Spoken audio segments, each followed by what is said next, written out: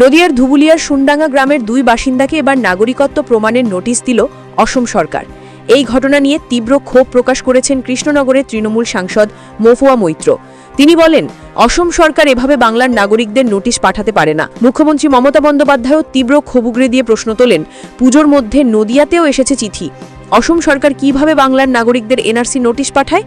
এর আগেও সংখ্যালঘু পরিযায়ী শ্রমিকদের নোটিশ পাঠানো হয়েছে। জানা গিয়েছে, গত ৩ অক্টোবর ধুবুলিয়ার সোনডাঙ্গা গ্রামের দুই বাসিন্দা আসাদ আলী শেখ ও সঞ্জু শেখকে ভারতের নাগরিকত্ব প্রমাণের নোটিশ পাঠিয়েছে বিজেপি শাসিত অসম সরকার। আসাদ আলীকে ৯ অক্টোবর এবং সঞ্জুকে ১৩ অক্টোবর অসমের নির্দিষ্ট দপ্তরে হাজিরা দেবার নির্দেশ দেওয়া হয়েছে।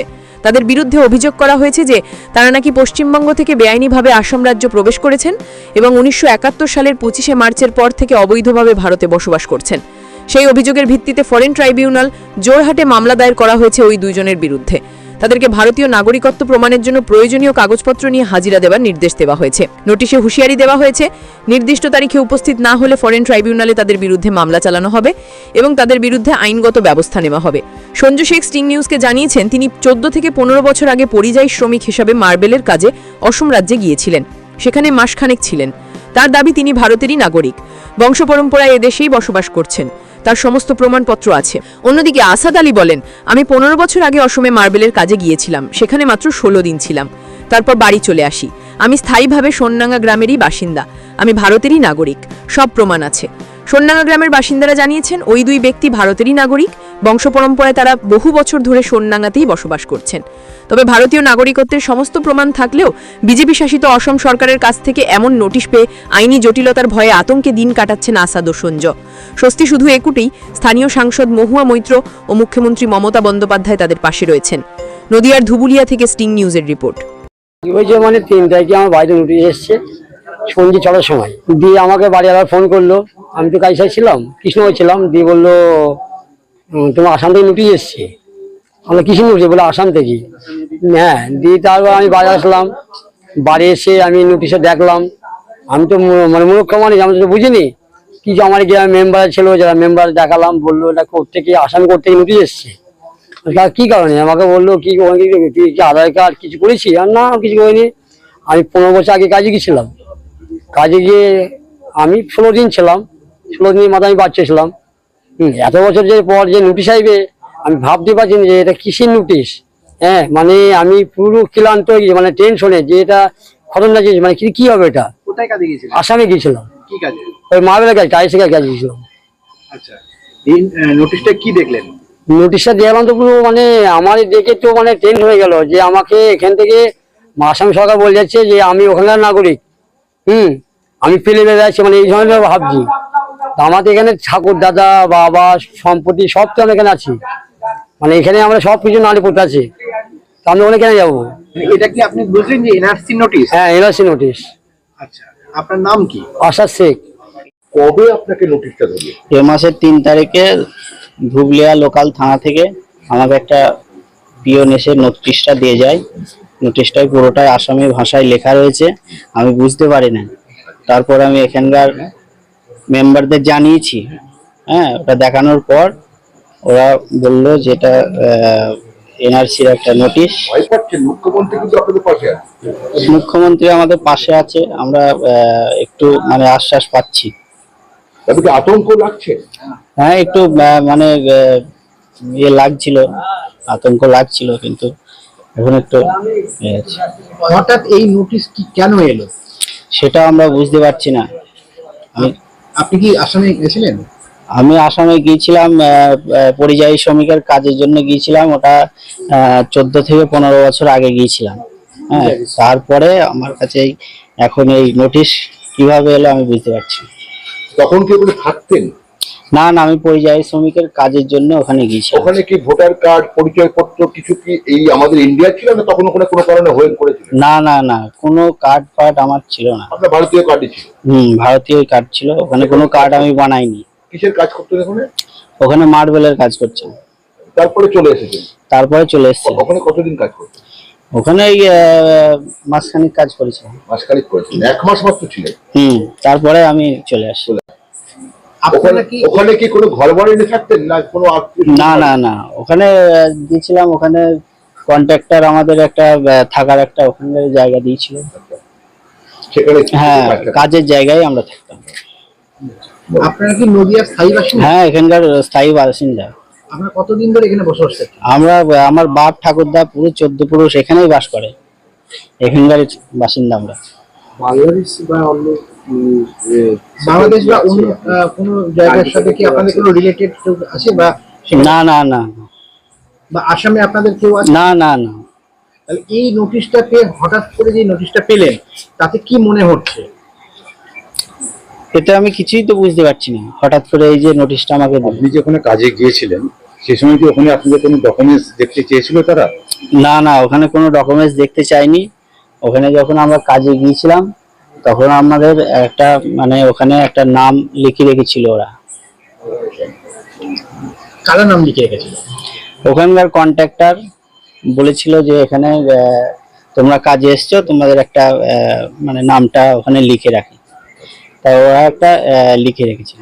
এখানকার কোনো আধার কার্ড বা ভোটার কার্ড কিছু নিয়ে গেছিলেন? না না না এখানকার কোনো কিছু না না না।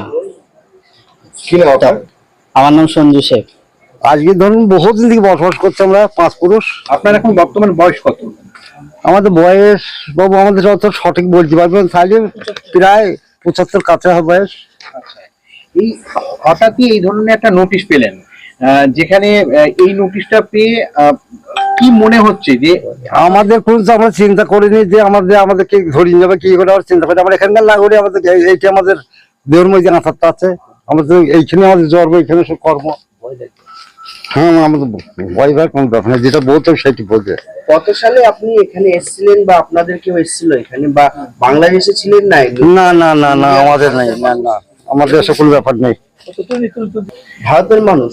ভারতীয় মানুষ। ভারতের মানুষ। হ্যাঁ। বাংলাদেশে ছিল কেউ? না না না না না, আমাদের বংশ বাংলাদেশ, আমাদের কুটুম্ব নেই, আমাদের দেশে আমরা চিনি ভারত এই যে চিনি না। এই যে এনআরসির এই কাগজ এসছে, এটাকে কিভাবে দেখছেন আপনারা?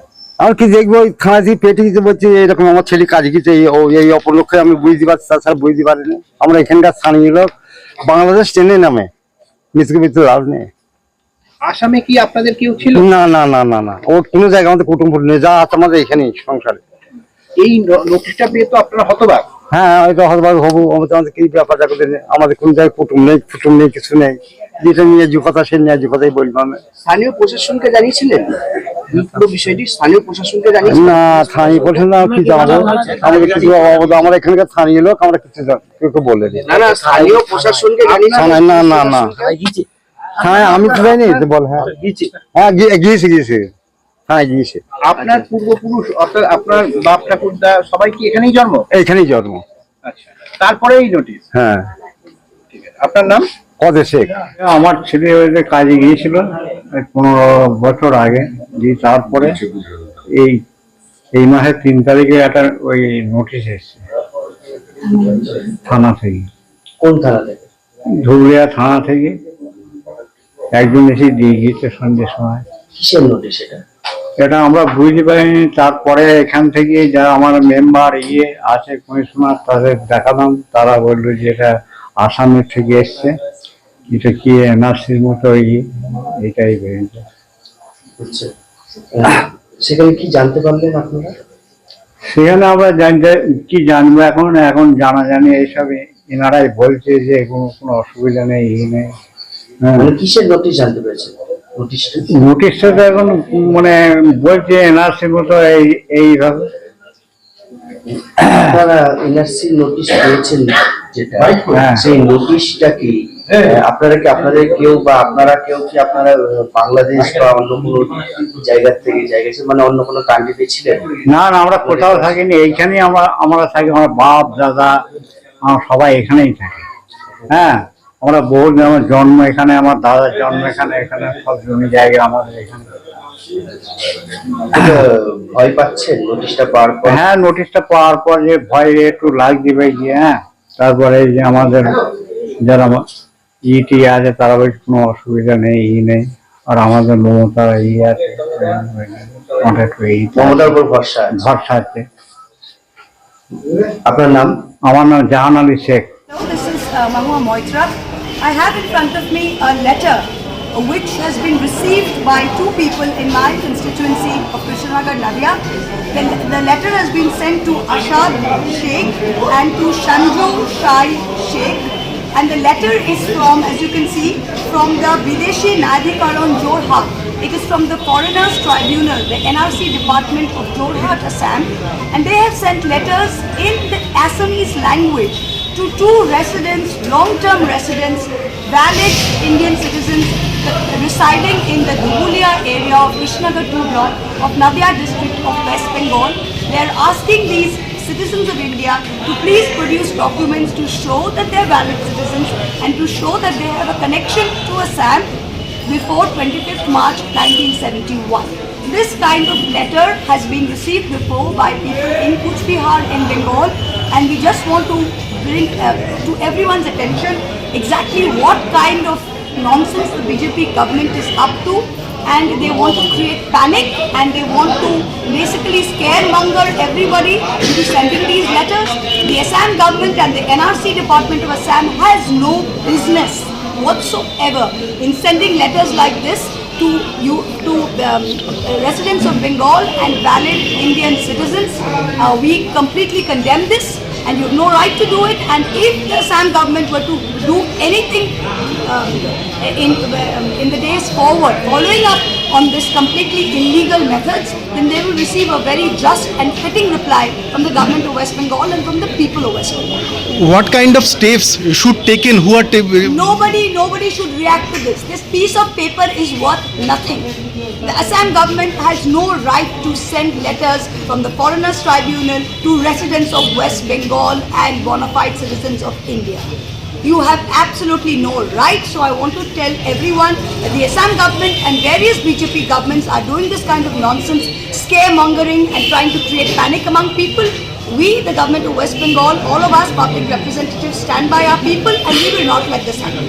Thank you.